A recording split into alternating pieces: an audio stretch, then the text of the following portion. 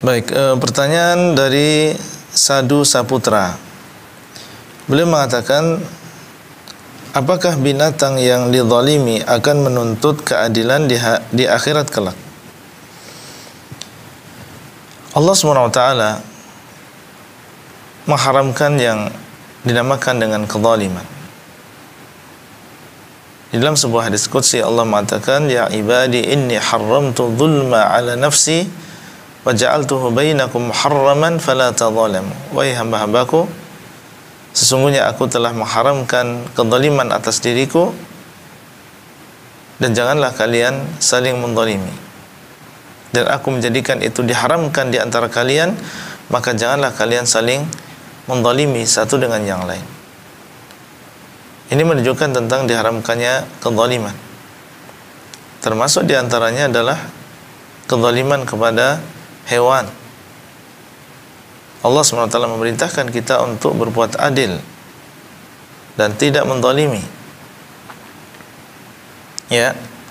Dan di dalam Islam kita disuruh untuk berbuat baik kepada hewan-hewan tersebut. Di dalam sebuah hadis ketika Nabi SAW menyebutkan tentang kewajiban untuk ihsan, yaitu berbuat baik, termasuk di antaranya adalah kepada hewan.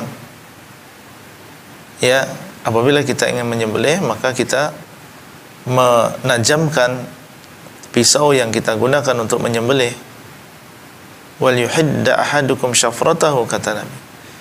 Hendaklah salah seorang di antara kalian, ya, setelah sebelumnya beliau mengatakan wa idza dzabhtum fa ahsinu dzibha.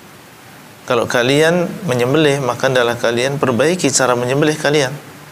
Wal yuhidda ahadukum syafratahu wal yurhi dzabihatahu.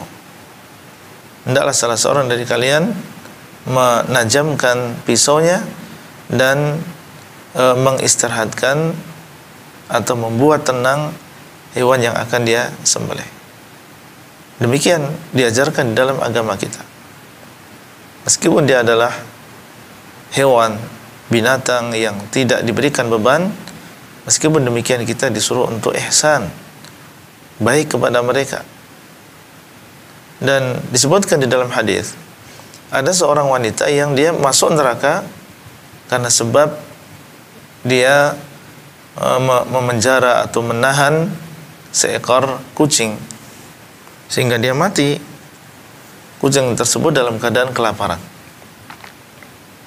Ya, tidak dikasih makan dan tidak dikeluarkan supaya dia bisa memakan dan mencari makan sendiri.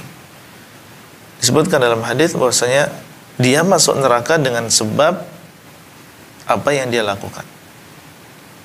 Ini menunjukkan tentang bahayanya perkara ini. Jangan sampai seseorang menzalimi hewan.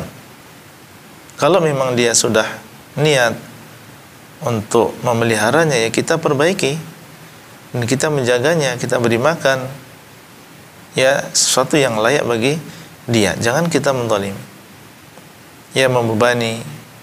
Kalau dia adalah hewan yang bisa diambil manfaatnya, tidak membebani dia di luar kemampuannya.